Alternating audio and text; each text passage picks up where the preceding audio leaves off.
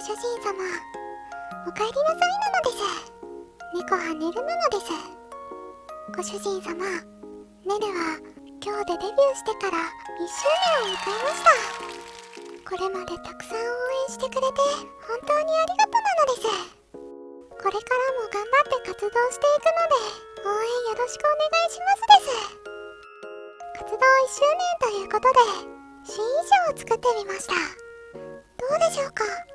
似合ってますか？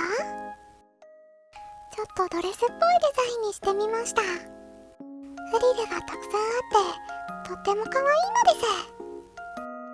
ピンクと紺色と白の組み合わせが好きなのでこの色合いにしてみました。白の似合いもレースっぽい感じにしたのです。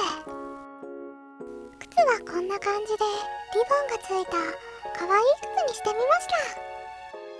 最初はこんな感じのデザインだったのですが、作っていくうちにこっちの方が可愛いかなって思って変更を加えてみました。